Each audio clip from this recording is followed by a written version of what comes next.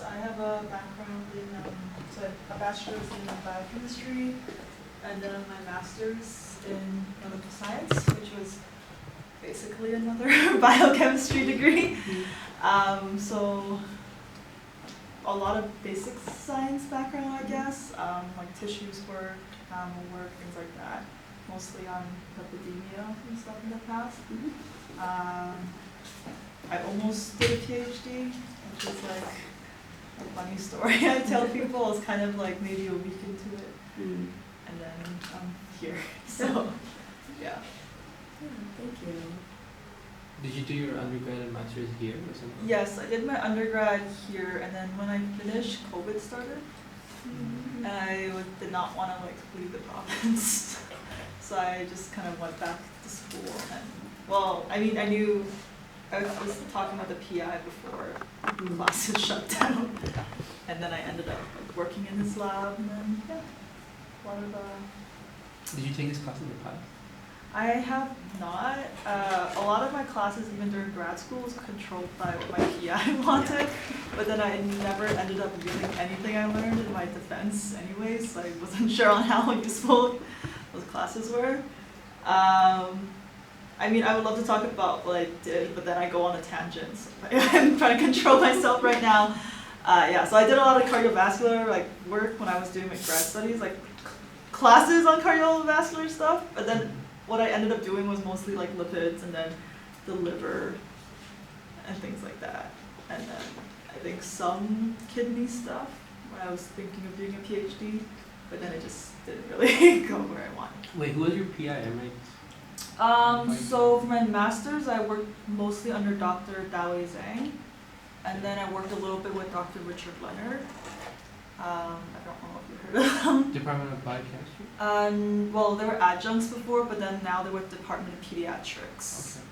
Yeah, and I think Dr. Leonard is also with cell biology. Aren't you also in biochem? I'm in physiology. Oh, physiology. That's why I thought I might know something. Dr. Leonard, he teaches, I think a couple of biochem classes, maybe. He's more on like the brain lipids, stuff like that. And then Dr. Dawei Zhang is more on lipid stuff like, yeah. Sorry, No, that's great. I'm glad to have someone chatty. My biggest fear was that no one would want to talk to me today. Oh, I really want to talk about I'm glad you're here. You're ready. Yeah. Do you want to tell us about yourself? I'm Rayad. I'm in 4th year of physiology right now. I work in the lab for my thesis currently with Dr. Pagliardini. If you took Physio 210, I did. she maybe not that many years ago, or I think she might be more I'm like, I recent. took it in 2017, so. Do you remember? You probably don't remember your profs, right? I It's a mean, long the time ones ago. that really hurt me on the inside. Yeah. Probably. What did they teach? They teach respiration, Oh, Maybe. maybe. and yeah, I study breathing in rats at the moment, which is where I just came from. Rats are nice. Mm-hmm. They're much nicer than mice. Mice are mean. Oh yeah, that could be true. A lot bigger. Yeah. Yeah, that is all for me. Okay. Thank you. So I'm Angie. I'm a 4th year geo student. So I'm doing a bit of classes right now, a bit of research, a bit of everything. Yeah, thinking of going to my master's because I'm kind of interested in the research. So we'll see how that goes. Since I'm in the geo department, I don't think you'll know any of my profs. Maybe if you've taken an ES class. Yeah, I think you're the first geology student that we've ever had in the class, so you're kind of unique. Yeah, it's great.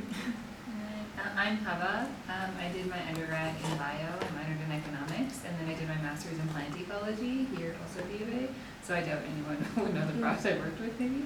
And then, yeah, now I'm in my 1st year of med school, and it's going okay so far. I'm surviving, so that's good. Yeah. Came out of the midterm. Yeah. We just finished an exam and we passed. Thank God. Yeah. I'm a little nervous. Yeah. Congratulations. Also, please help yourself. Would you like some food? Alright. I think it's Yeah. probably We've got lots easiest of to. pizza, and I'm pleased that the sweet potato fries, they're a special Kim Solas thing. Yeah. That's what I have for lunch most noons, so. Yeah. Do you normally indulge in the chipotle sauce too? Yeah, it's They go very together. complicated how much I know about these things.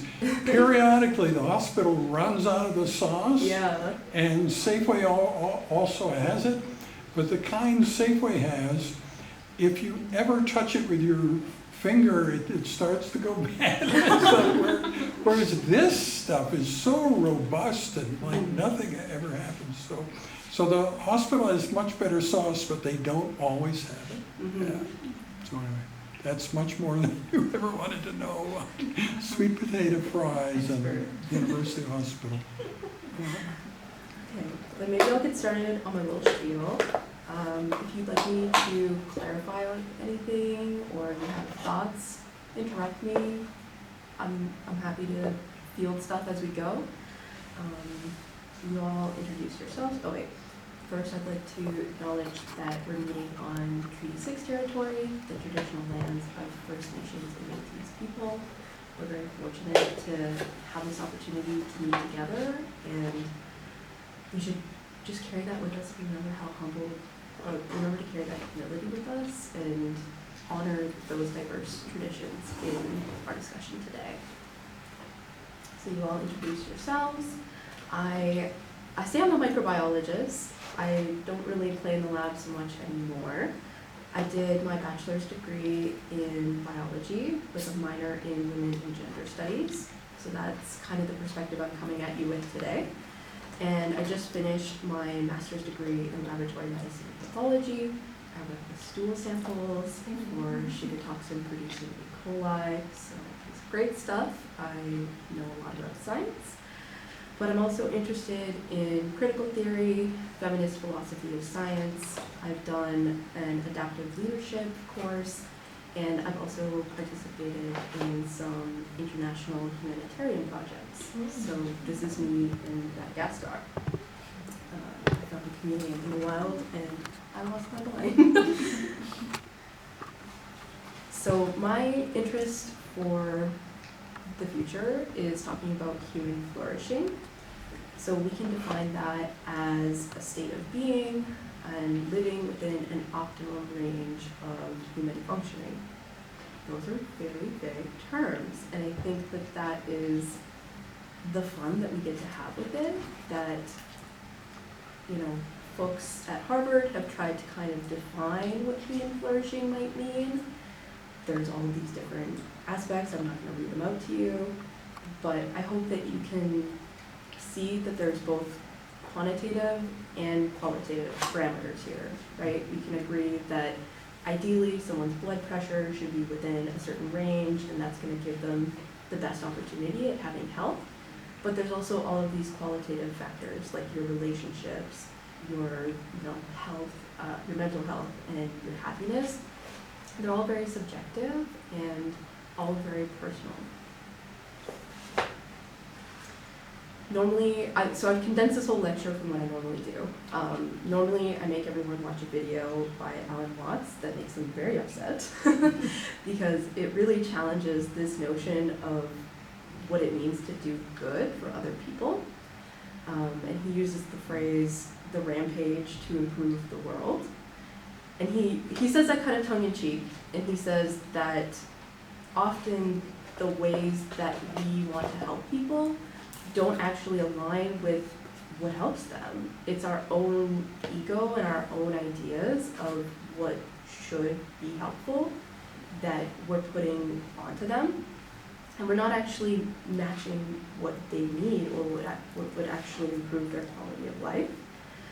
So he says this, and they draw a nice little graphic. Kindly let me help you, or you'll drown, said the monkey, putting the fish safely up the tree. Yeah, if you want that video, I can send it to you. But everyone I show it to, they get a little irritated. So we'll skip that for today. But I want this to lead us to a discussion about how we can integrate diverse perspectives to enhance our understanding of human flourishing.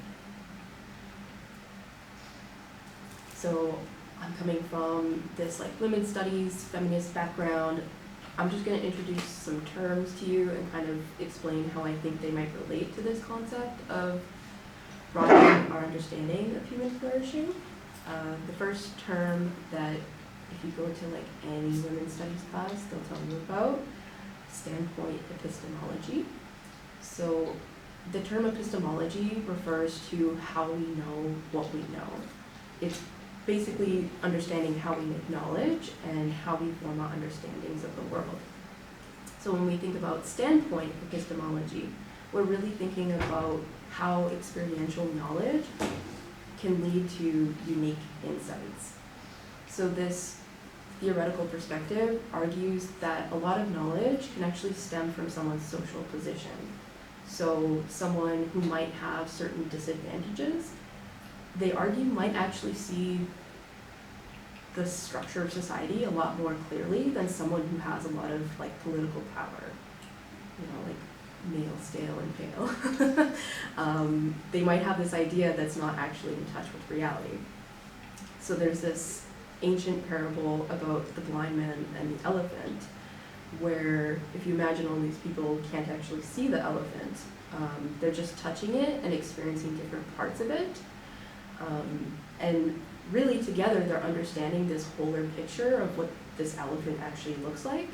But to each other, you know, someone touching the ear versus the tail, they would completely disagree about what this reality is. And so if we think about incorporating this sort of perspective into understanding human flourishing, we can see that perhaps listening to each other, incorporating these ideas could really help challenge what we think, what we're kind of prescribing to people to flourish, and that we can learn a much broader perspective. Another famous feminist term is intersectionality. This really refers to, they call it interlocking systems of oppression. So usually they talk about all the isms, racism, classism, sexism, ageism. But this concept suggests that these don't exist in isolation and that they instead can interact and kind of create this really unique experience for different individuals. So if we take a perspective like this, we can kind of further on that. Hi. We can further on that, like, yeah, you can sit down. Yeah, over here. Perfect. Yeah, come on in. Thank you. No, it's great. We're not super serious here. It's we're just happy to have you.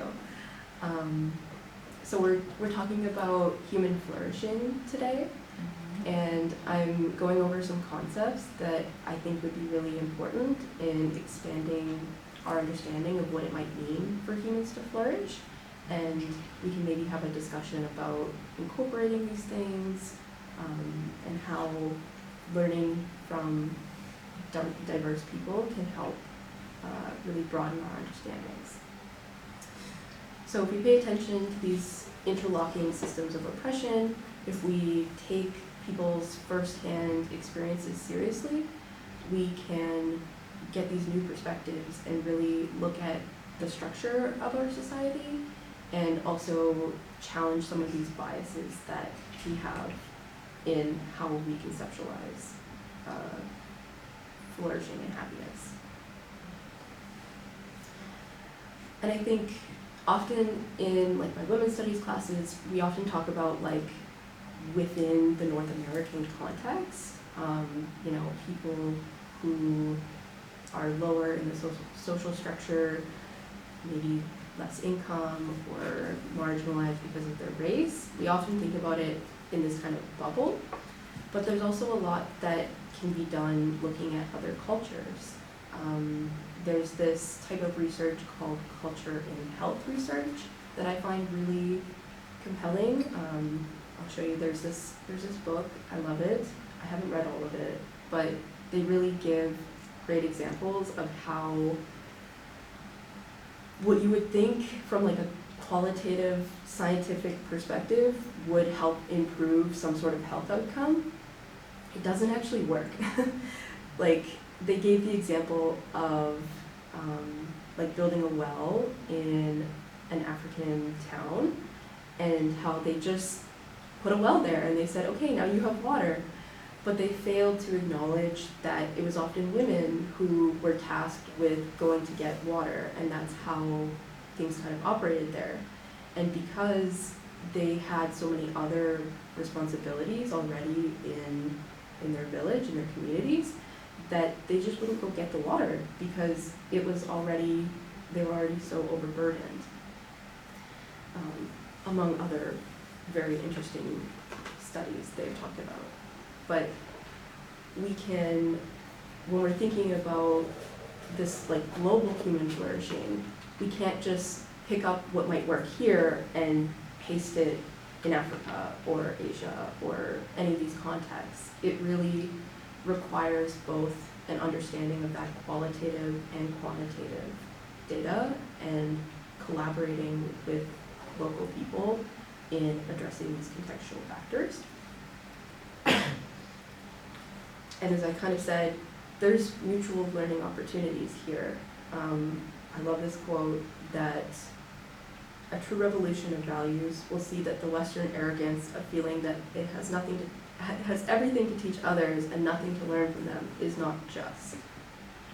We really can take a much more holistic perspective in understanding how people experience health and happiness. If you look at other societies, you know, I think Japan has like the people who live the longest, right? We can look at communities like that and really learn a lot from them here.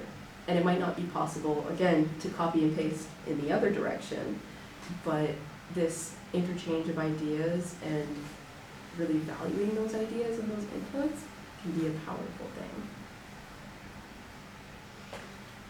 Next, we'll kind of touch on some of my favorite scientific philosophy stuff, or philosophy of science backwards.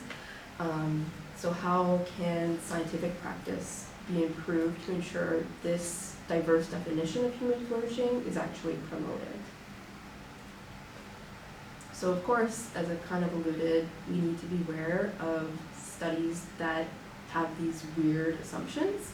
So often it's university students who are recruited for different research studies or whomever is available close to these large institutions. So this means that Western, educated, industrialized, rich, and democratic societies who represent as many as 80% of these study participants are often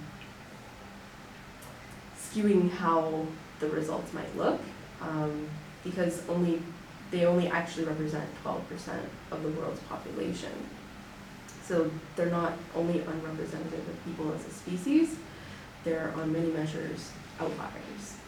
So of course this means bringing individuals from all areas of our own Western society into research studies, but also considering doing parallel studies in other communities and really doing a much broader interdisciplinary analysis. And I think this is improving. I think we're starting to get the notion that this is important, but it's still something to be very aware of.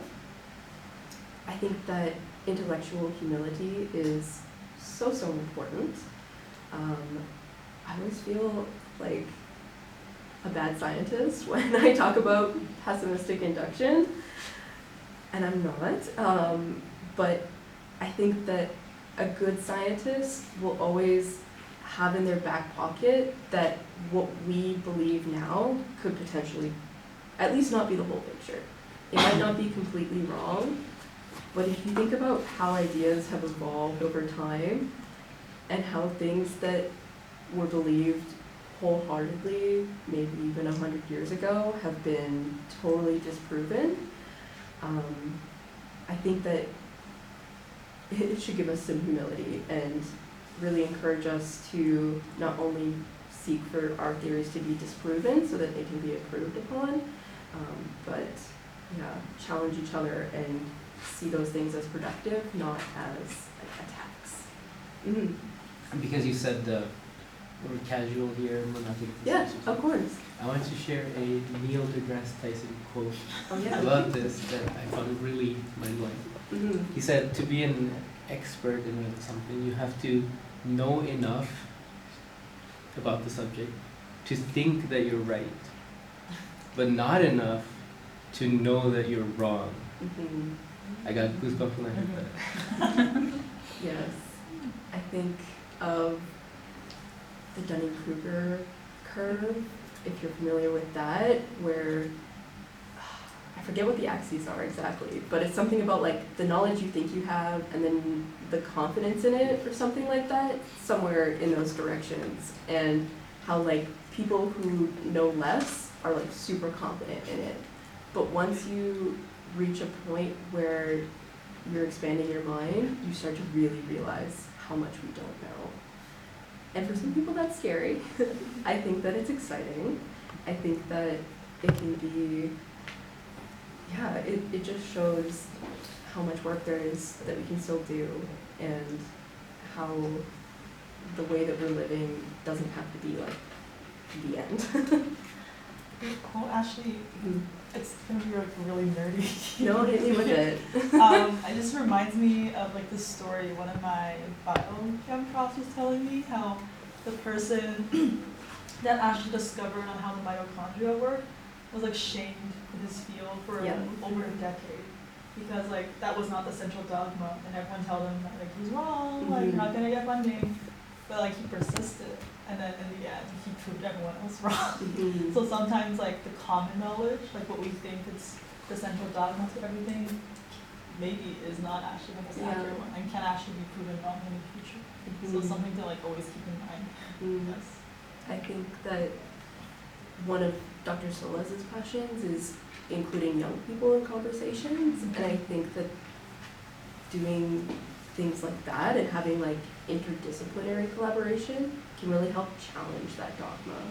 Like I remember when I was starting in my lab, my supervisor like has protocols and she does things, and I'm just like, well, why would we do that? Like, why are we using that concentration? What is this? And I can't say all of my ideas were useful, but some of them, you know, she took into consideration, and we helped improve a few little things around the lab.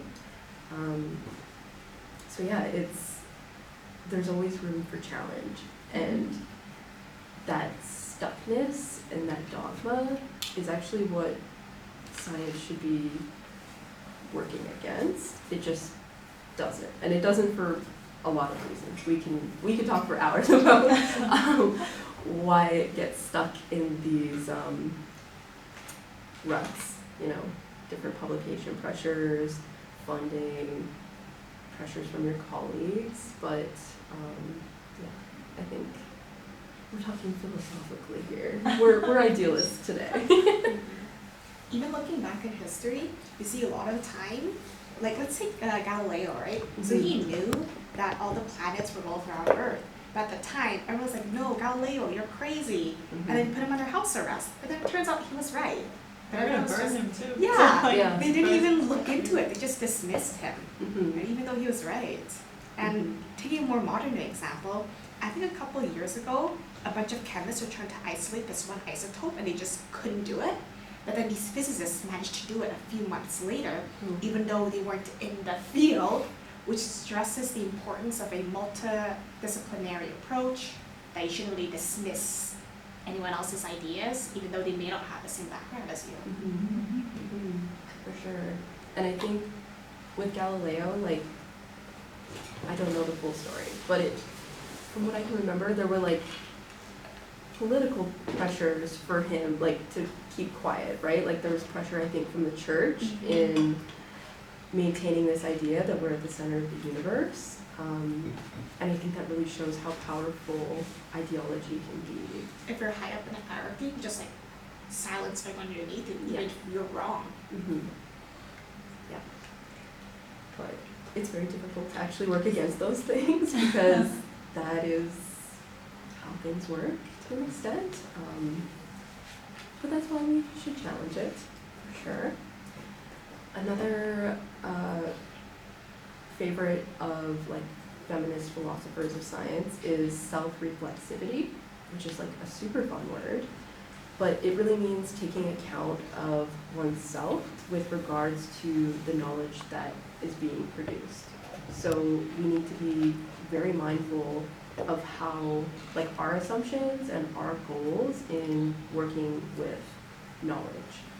I can think, like, to me, microbiology seems like a very, like a harder science. Like, you go in, you take your measurements, you'd think that there's not as much bias as there might be with like qualitative or, you know, more subjective things.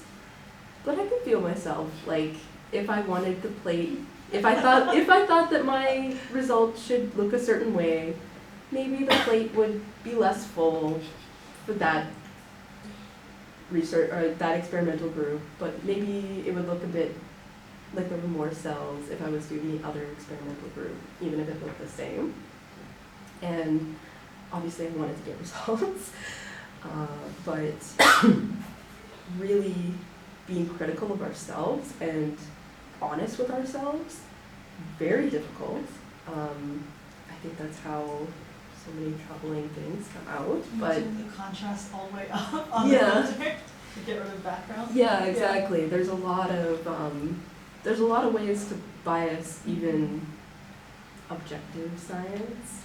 I took a whole course on like science and like critical theory, and there's a lot of sneaky ways to get your data to look how you want, and I don't think it means we shouldn't trust quantitative data, we shouldn't put our trust in science, but remembering that there's this possibility for ourselves and for other people can help us actually engage with it in a more meaningful way. You know, be mindful that some people might want certain things. There's a huge trend, I think it's called the file drawer phenomenon, where people just don't publish results if they don't mean anything. Like, if you get a null result, it doesn't get published. Why would you waste your money and time writing something up, submitting it to a journal? Like, journal fees are so expensive. It just doesn't happen. But even that biases our own results. When we're trying to be good, honest scientists, it can still lead to slightly misleading results.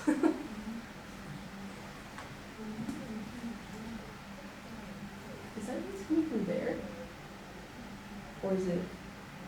No. Okay, they're just very chatty next door. That's okay.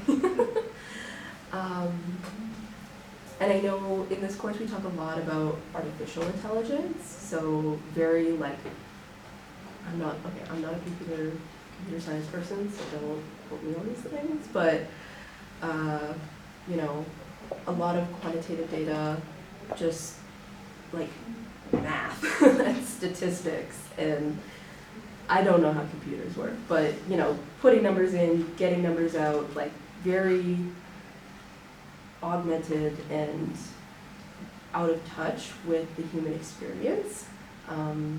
But there's this new notion of collaborative intelligence where we don't just rely on this like blunt automation. There can actually be collaborations between humans and machines. So maybe, I'm sure there's so many different ways to conceptualize how this might work in different contexts, but you know, maybe supplementing this like quantitative data.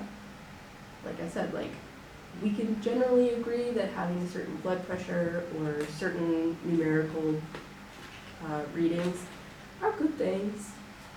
We can still use that, that's still valuable, but that can also be integrated with different qualitative things. And who knows, maybe as AI improves, there's ways to like somehow add that into the computation.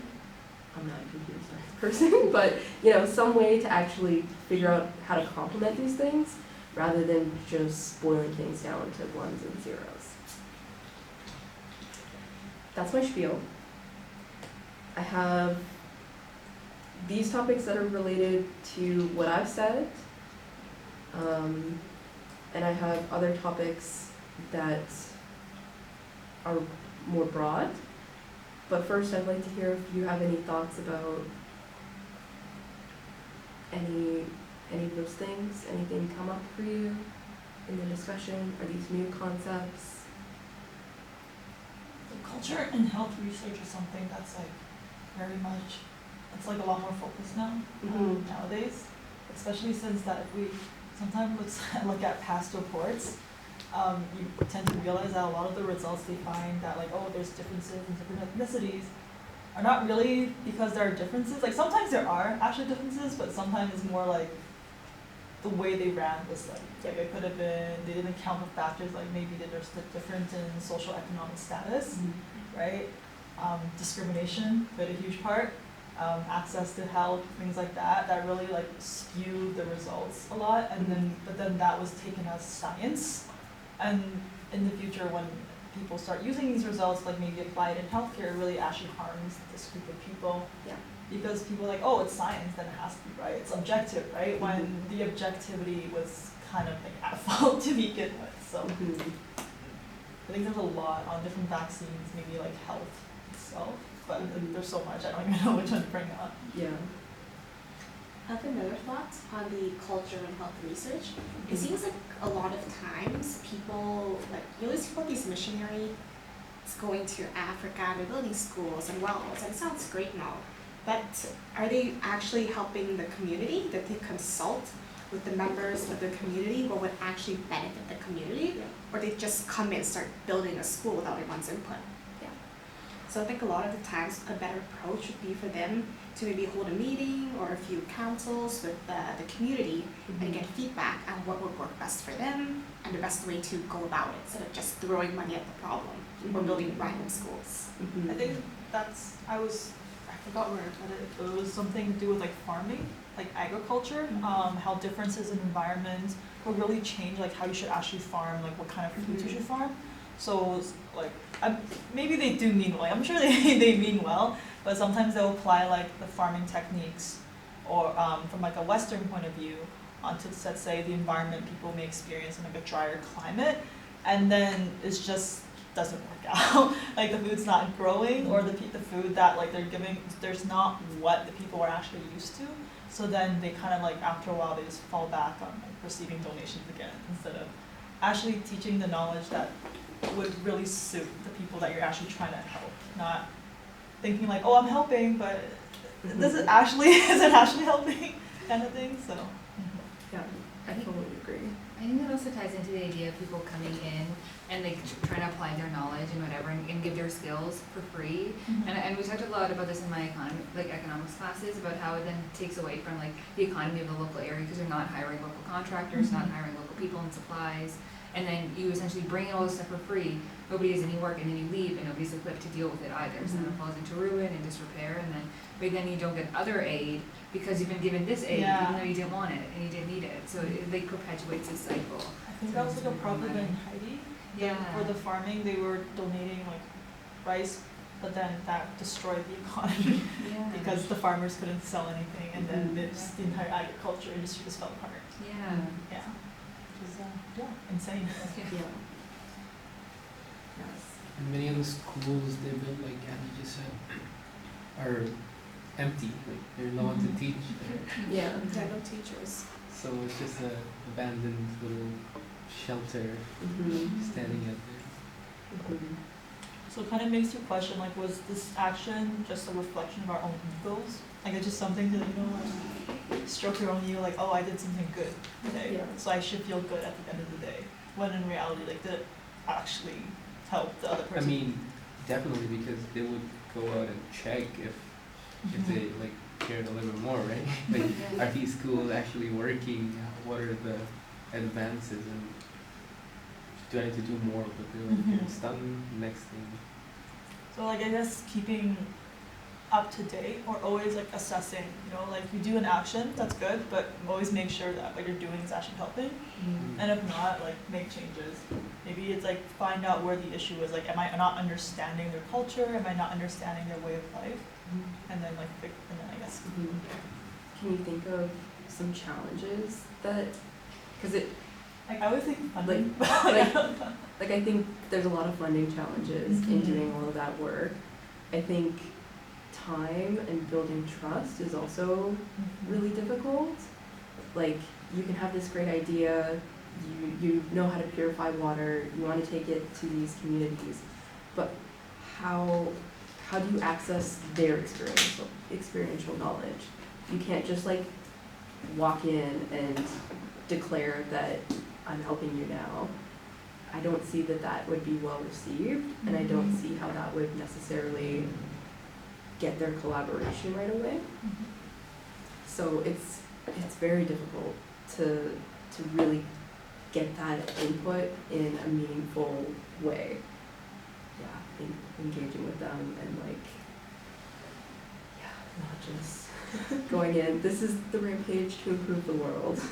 Like wanting to go out and do all this good, but there's always going to be these unforeseen consequences. Watts talks a lot about that in the video as well, like how he gives the example of DDT, where DDT was like this pesticide that was going to help preserve crops and it was going to be great for food, but then it like snuck into the water supply and started actually poisoning people. So it was this great idea, but they didn't have, you can't always know these downstream effects. Hopefully engaging with communities can help minimize those downstream effects. Like maybe if they had talked to the people in the community, if they have teachers, or like started training the teachers before building the schools, like maybe that would have helped avert those negative outcomes. But yeah, there's always some way you have to pay for things. I have something to say about that. It's a little bit unrelated, but it's still talking about the challenges. So it's really hard to sometimes know what new technology or new ideas can bring in the long term because we don't have any data. So I was reading something the other day, and then they were like, well, life expectancy is going up, right? So like in general terms, not about other places. We are having better and better healthcare, better technology. But what life expectancy going up is actually telling us is that like the older generation, like born in the 50s or something, are living longer than their parents.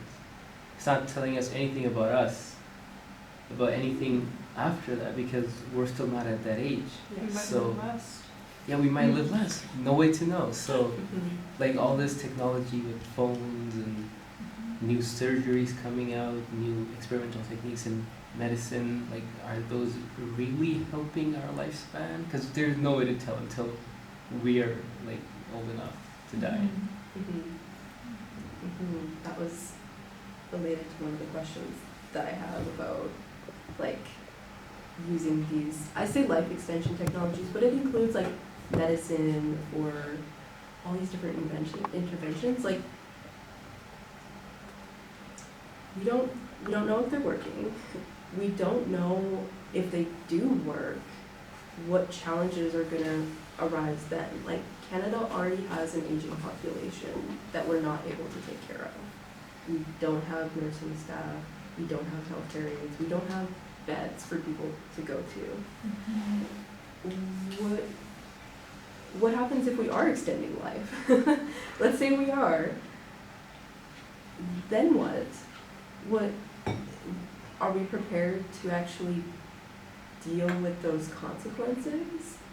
Are we prepared for people to experience like being like having to move away from their family because that's the only place a bed is available? Yeah. Sorry. These issues are so complicated. And I think my whole point in this whole lecture is that we really can't know. We can be careful, we can integrate all of these different ideas, but we really can't know. And that can be both scary and exciting. And the more that we consider different things, at least we're prepared for different scenarios. We can't foresee them, but we can at least, be ready to jump in some sort of direction.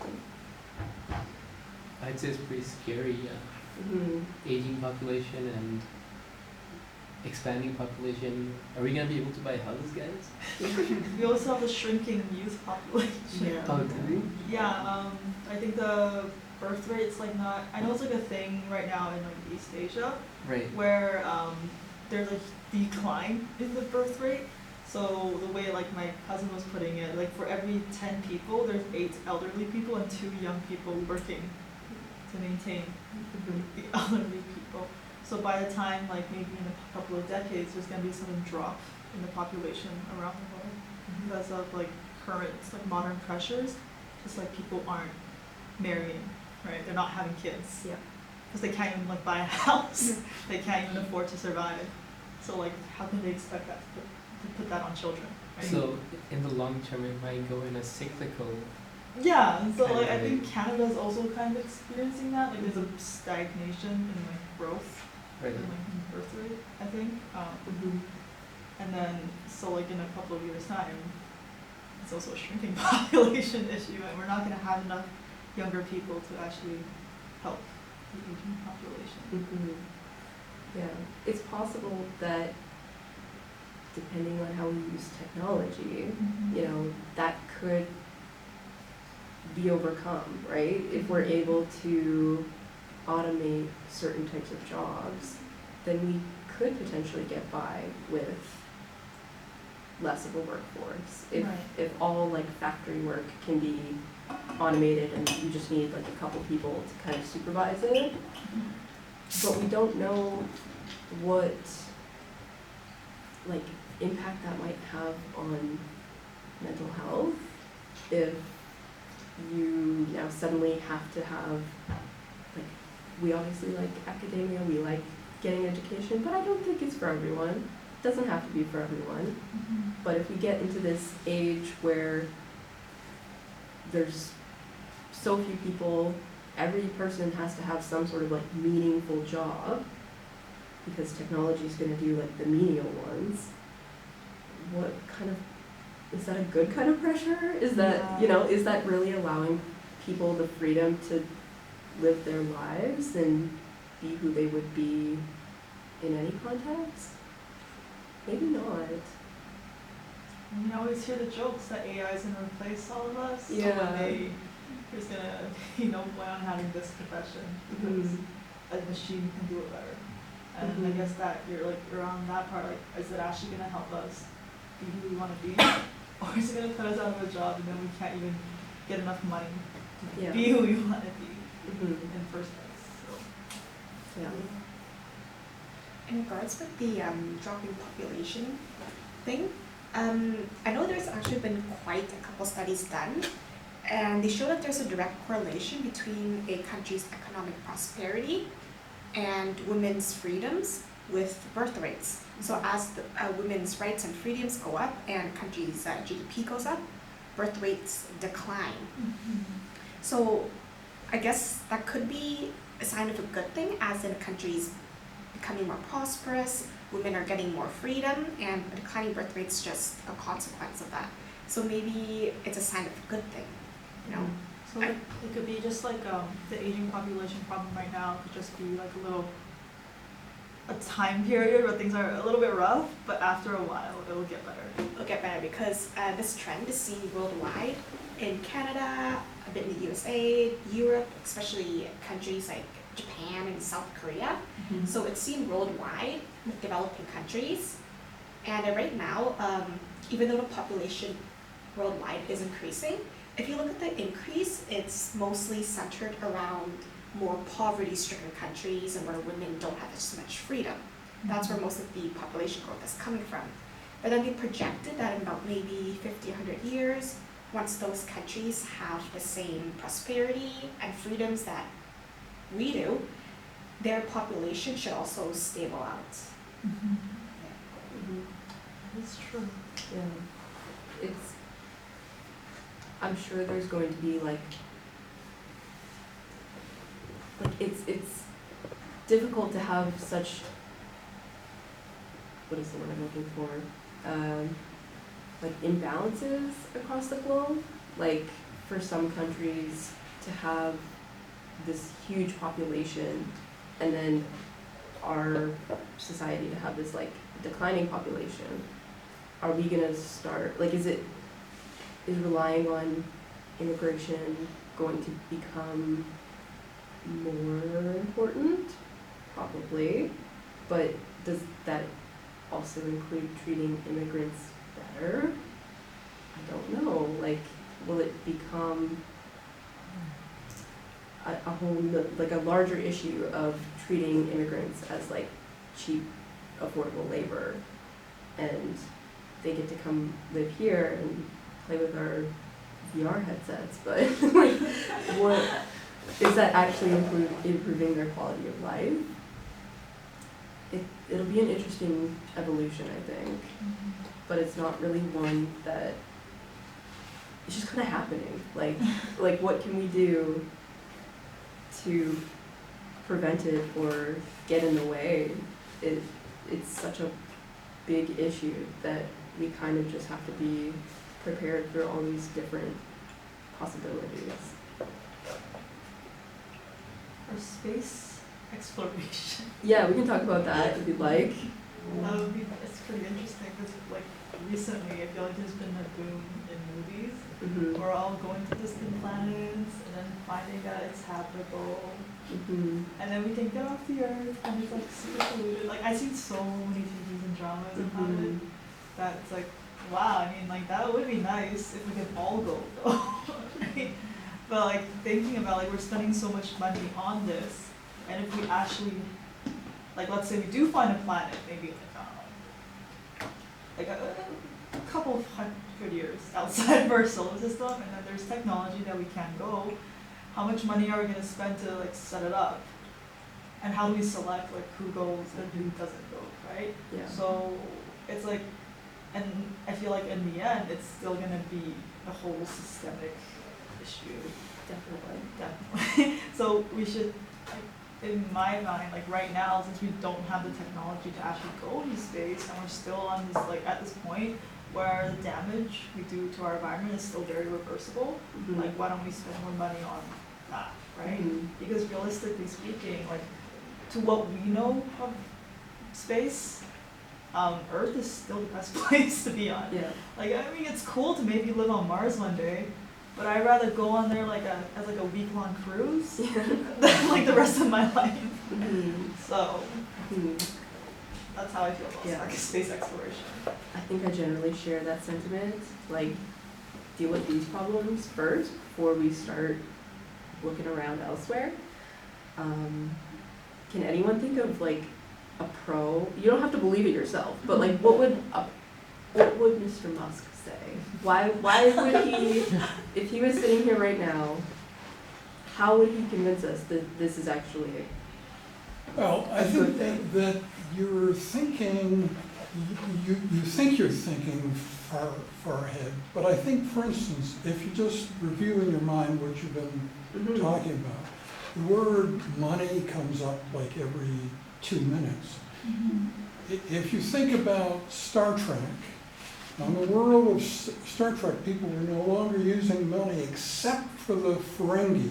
The Ferengi were a population of humanoids, basically did not evolve. You know, when you look at the various series, the other kinds all evolved, but the Ferengis, and they used money, but they were the only component of the Star Trek world where money was used.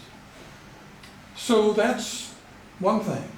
And it may be shocking to you, but there are areas of the earth now where they aren't using money. Oroville in India. I don't know if any of you have heard of that, but I've been there, and so I was really impressed with the place. And they sort of have a barter economy and been doing it for a long time, and have a long history of interaction and successful life without money. But shortly after I left there was a brutal murder there. And so I thought, well, it obviously hasn't solved everything. Money is not, the root of all evil. It's maybe the root of some evil, but not all, right? So the other thing, the thinking about just the time that you're in, have you correctly assessed it? None of you have mentioned the Bletchley Park Summit, which is November 1st and 2nd. There's never been an AI safety meeting like this. More consequential, more politicians there. Yeah, it's 100 people in the room on those 2 days, but there's also a meeting that I'm remotely part of the day before for the other people who didn't get to be part of the 100 who are not important, political figures. But so are they talking about AI safety generally? No, they're talking about something very narrow. Frontier AI, which is AI that exists now, but is at the cutting edge of what we're doing right now. What if that gets out of our control and humans no longer control it? What about that? Terminator? What? Like Terminator? Yeah, but not exactly, because Terminator is future technology that we don't have. Okay, so we're talking about frontier AI, stuff that already exists, that is like the most advanced stuff that exists in 2023, without talking about artificial general intelligence and the other, super intelligence and things that may become real in 5 to 7 years. And the interesting thing for me, and maybe for this course, is what kind of input is that pivotal meeting where Sunak, the leader of the UK, is going to be there, some Chinese leaders, other very high-ranking people from around the world. Biden was asked, but he's not going, but maybe he'll run his own meeting if this goes well. Yeah. So what preparation are they getting? What I can tell you is every input, except the input that I've given, has been negative, sort of apocalyptic. Why aren't we paying attention? Why aren't we just shutting everything down? Why are we starting everything? Oh my God, nobody's listening. Yeah, I'm the only one painting a positive future. And you might worry if I was highly influential and changed everybody's mind, right? Oh my God, Kim was the cause of the end of the world. No, so that isn't happening. I think, but the thing is, people are being kind to me, right? So, like, there are these various meetings preparing for the Bletchley Park meeting. And the last one, they were expecting the next day people to have some sort of review comments, and I was the first such person, and you're limited to 1,024 characters. I had a comment that's exactly that length. Other people had little tiny things to say. Yeah. So, and people being kind to me, and they're talking about other people who have held similar positive views, but it is still true that there is something, you might say, the self-fulfilling prophecy is a real thing. I mean, how can we not say, like, if everybody in the world is talking about AI apocalypse, that guarantees that is the future, right? It's all everybody knows, and so on. So what I have felt, and I think in a sense I've succeeded in that, as long as you plant a little earworm, you know, like when you keep, the song keeps going through your head that you don't like, but you can't, it's still there. I think my idea of the positive future, of the sort of equitable Star Trek future, if you think of just imposing Star Trek, it would not include everybody. There are lots of people you meet every day who would not be on the ship, right? So I'm talking about a Star Trek future that somehow would include everybody. And it's not that in Star Trek there's no conflict and everything's perfect. It isn't a utopia, but it's way better than the life that we're currently living, right? And so AI could obviously create that. And it could create that as easily as these, you know, apocalyptic things, right? If you think, well, you know, what's the likelihood? I think the likelihood that I'm painting is as great as everything. None of you surviving to age 50, right? I mean, that's what they're talking about. That AI is going to kill us all, you know, in the next 10 years, right? Yeah. So I think you're maybe not realizing if human life does continue, how much things that you take for granted, like money, you know, are very likely to change. And secondly, how consequential the things that are occurring right now are, and how they could change your life. Yeah. I think, I don't know how well you know Dr. Soles, but he's an eternal optimist. I think that there is something to be said about, like, if you think about how AI works, it takes what we give it. So if we are, I don't know, it depends how far you believe AI can become sentient, but entertain the possibility that AI becomes sentient. And then it reads all of these stories about how AI is supposed to be apocalyptic. It might start to have certain new ideas about itself. So I think that there's definitely an important role in having this positivity and, you know, not ignoring those potential negative consequences, but I don't know if you're like a hippy-dippy, but like manifesting a positive future and putting out that energy so that maybe there are ways they can evolve in a positive sense. I think that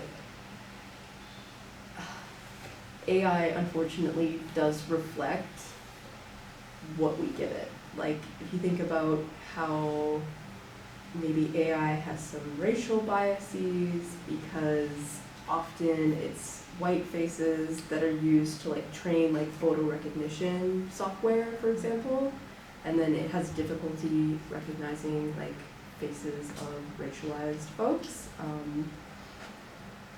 You can really see how it will kind of give you what you give it. And I think this optimism and putting that energy into it can be really powerful. I know a lot of people don't care. My friends have bragged to me how they bully their like Snapchat AI, like they'll tell it it's stupid or like make it say things. I believe there was like a Twitter AI thing where people just started tweeting racist tweets. Oh, it became like super fashion. Yeah, it became, because they thought it was funny. People thought it would be funny to train the AI to be racist. And then it did. It became very racist. So there's this argument of if we could somehow inject some sort of positivity, whatever AIs, like these bigger AIs that could potentially be coming, like we could maybe at least steer it in a better direction.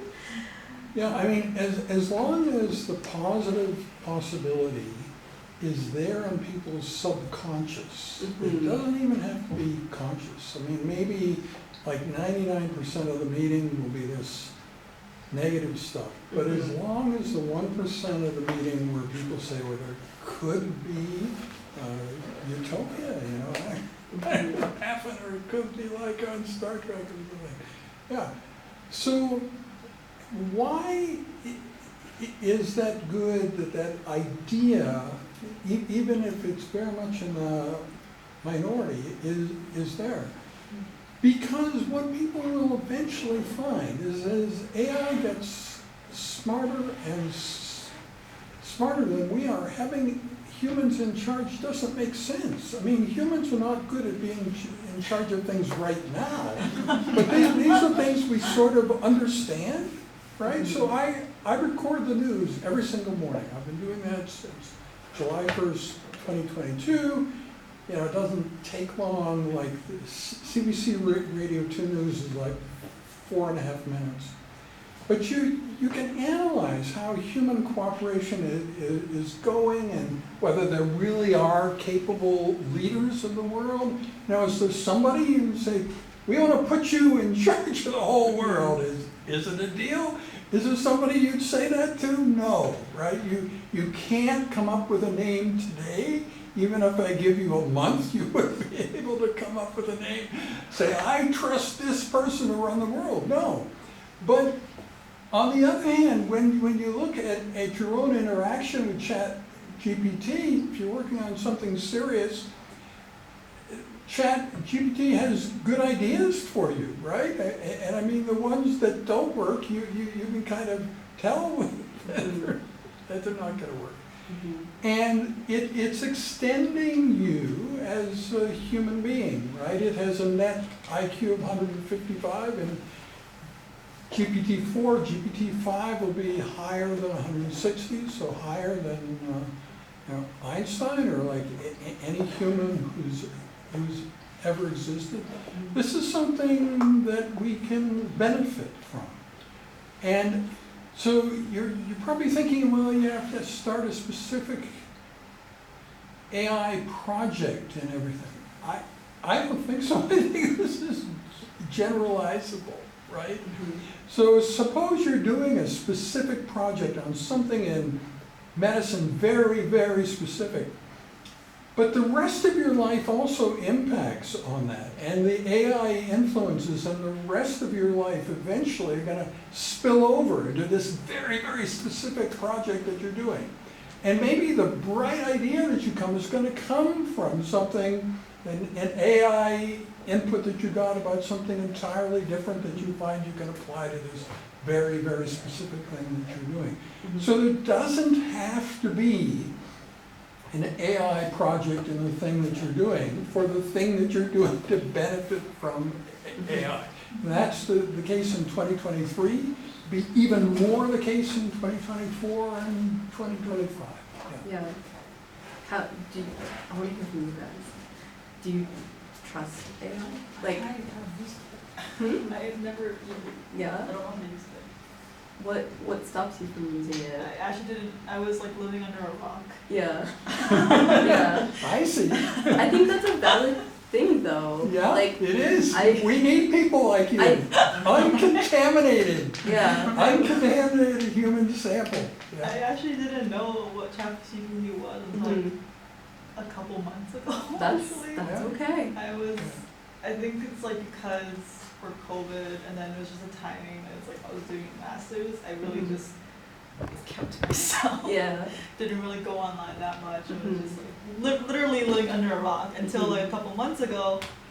I think like I was doing interviews and then the administrators like don't use ChatGPT for the interview. Yeah. And I was like, what's a ChatGPT? Yeah. And then when I went to my job and there was a bunch of kids telling me that like they wrote their essay using like some sort of AI tool. I was like, you can do that? What? Yeah. Like I was like handwriting things or like struggling to use like Microsoft Word and they're telling me like I thought using Grammarly was cheating. And then they're telling me they had their entire essay written out using AI. And within seconds or less than seconds. Right? And I was thinking like, oh man, my thesis would have went a lot better if I had AI. But yeah, I only recently discovered it. And I mean, I'm open to new ideas with AI. I think it's a pretty neat thing. If used the right way, it can really help like make work a lot easier for people and probably maybe a bit more accurate. Because like human fallacy, it's always a huge problem, like even in research, even in just like academia.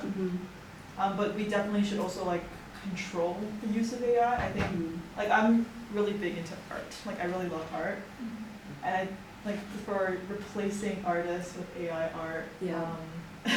Especially since it doesn't really actually mimic art that well, and then trying to claim it as like artwork when you just typed in like 20 minutes or whatever. So there's something about, and almost everywhere you go, there's something written about how males are becoming less male, right? The sperm count's going down, all this sort of stuff. Is it actually? So, like, It is, yeah. one of the undergraduates who ended up going to medical school at the University of Toronto, the year before she went to med school, she went to Botswana. Now, I don't know much about that place, but what was so remarkable about her experience there was the women have a theory, which I think is supported by a lot of data, that men are a joke. I mean, they're occasionally useful to have around, but basically they're just completely unsatisfactory biological entities and you can't trust. And,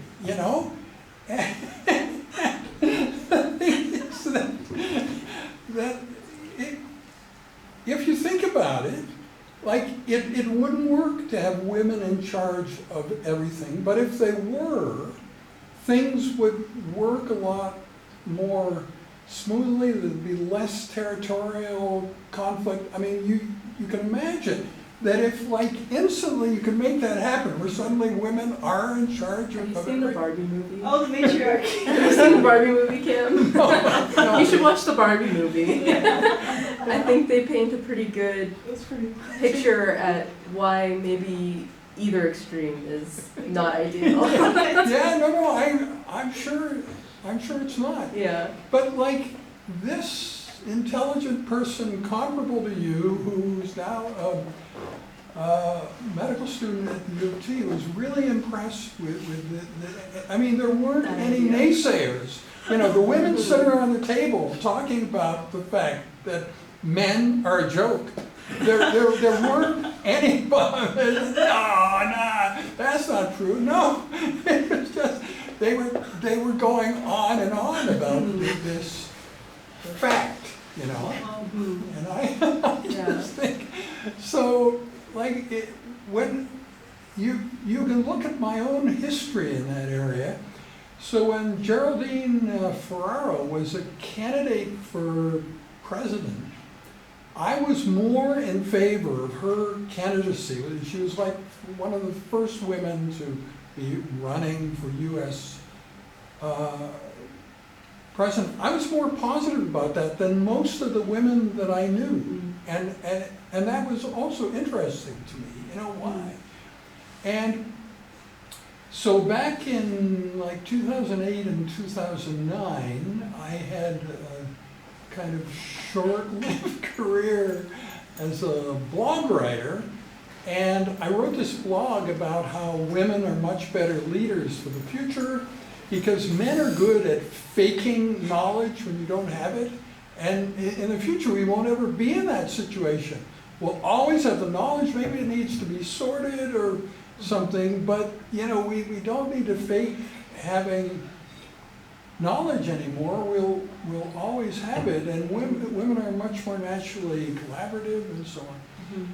But yeah, there was no filter on the comments section. I'm You sure. see all these guys piling on. Yeah, getting upset. Okay, then there's the video that I did about the Fermi paradox. Where are the aliens, right?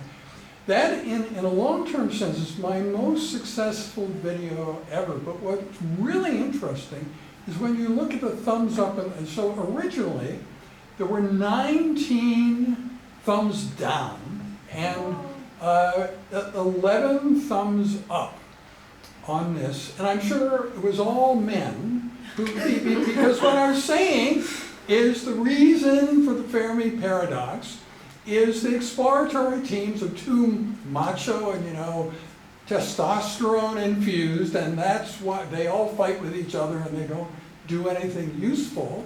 Whereas if there were women in charge, Yeah. I'm sure these wonderful, charming aliens everywhere. perhaps. Yeah, I don't think it's that. So the guys didn't like that, but just you may be worried that the world is not fair, and what I'm about to tell you shows you how fair the world is. So one of these guys who gave me the thumbs down reported me as violating community standards, both to Instagram and Facebook. Oh, wow. Now, I was worried about this, but I thought, well, I'm in the right. So this is an adjudicated process. It's not just they accuse you and you can't fight back. So I said, no, there's a lot of evidence from my point of view. It's not really biased. It's just something these guys don't want to hear. Mm. So guess what happened? I won the case on both Facebook and Instagram. But now if you look at that blog, there are no thumbs down. All the 19, I didn't even know this was possible. Yeah. All the 19 thumbs down disappeared on that day when they came back and said that I won the case. So I figure that they think it's the same guys who complained and who gave me the thumbs down. Mhm. So they had the power, and I didn't know they had this power, to remove all the thumbs down. Maybe it was the same guy that made 19 different 19 accounts. accounts, that would be commitment. Yeah, I don't know. Yeah. But I don't know what you think about it. So we have a lot of bright people in the room. Mhm. What do you think is the most logical reason why there are no aliens here? Where are they? So how do you account for that? Oh, my boyfriend loves aliens. I know way too many alien conspiracy theories. He would argue that there are aliens here.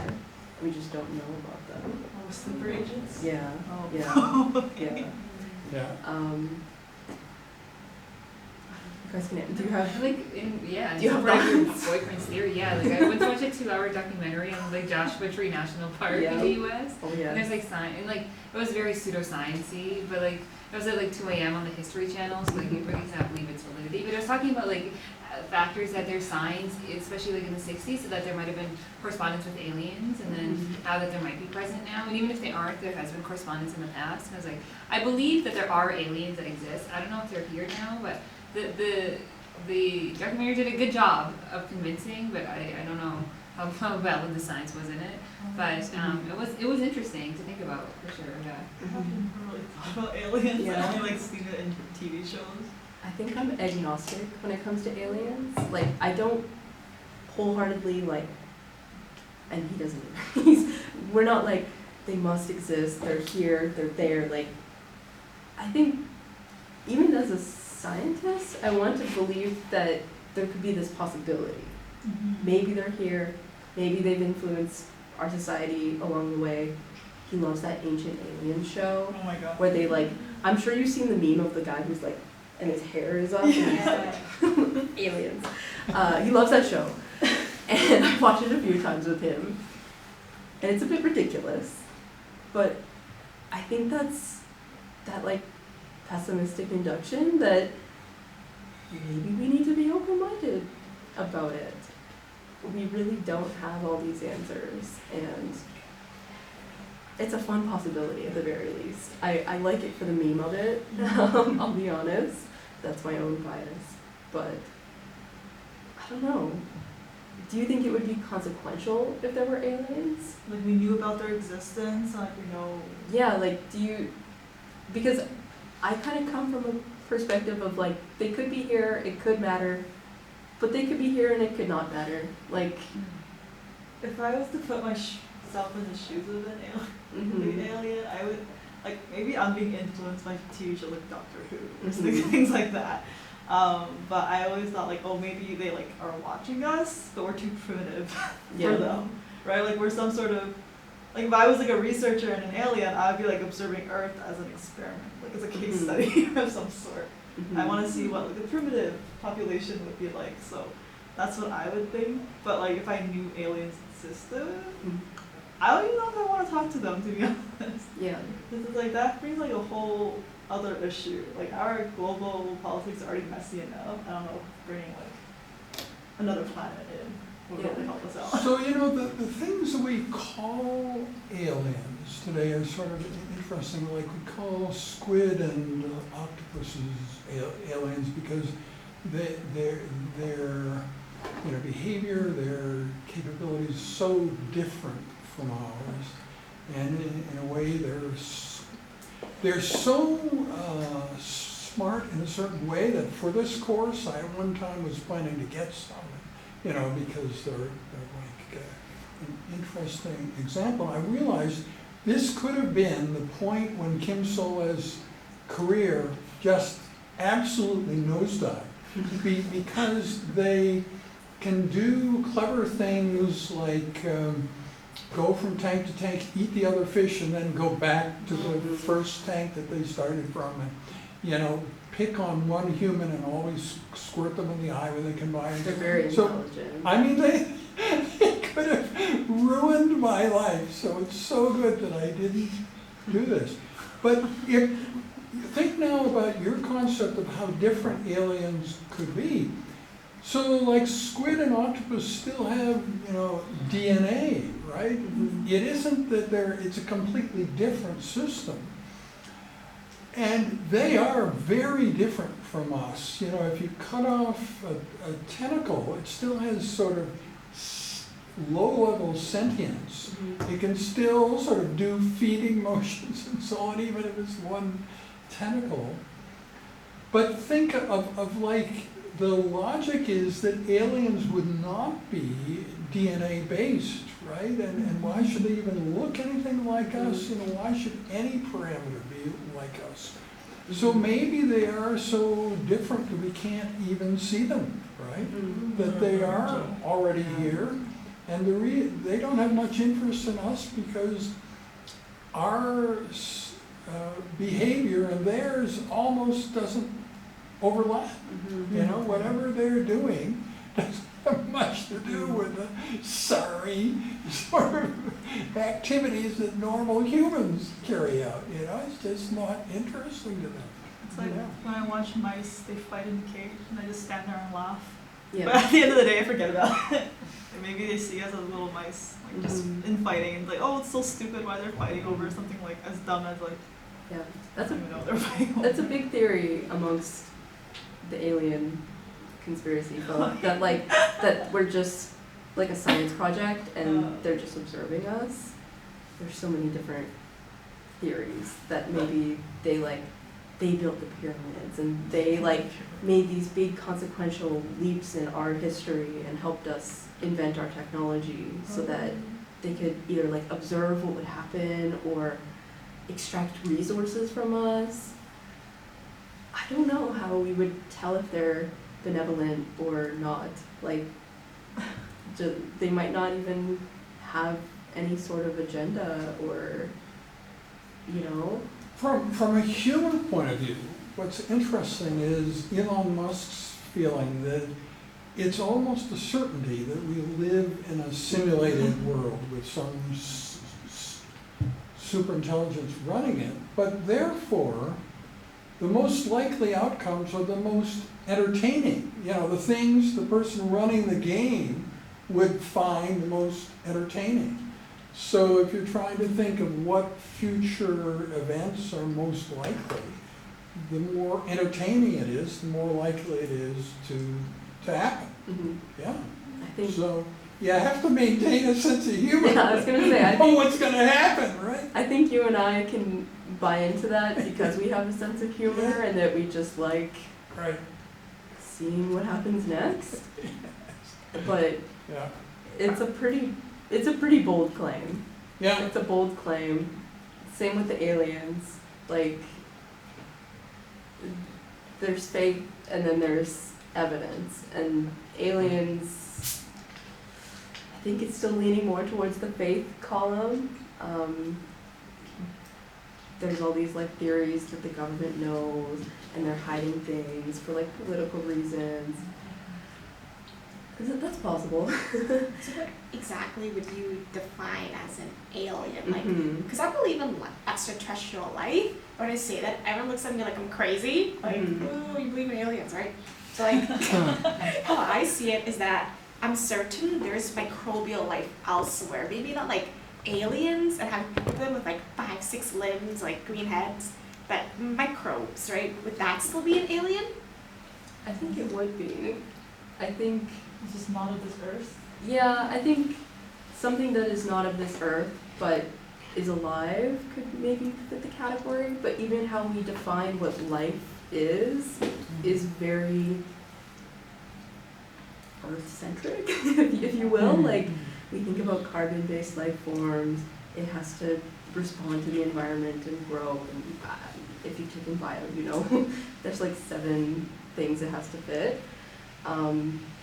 I think of viruses when I think of aliens, because like, So I think there's another class in here Yeah, we need to- in 7 minutes. okay. So I just wanted to mention that. Yeah. So we it can doesn't wrap like up. ruin your day when these people show up and peering through the window and stuff.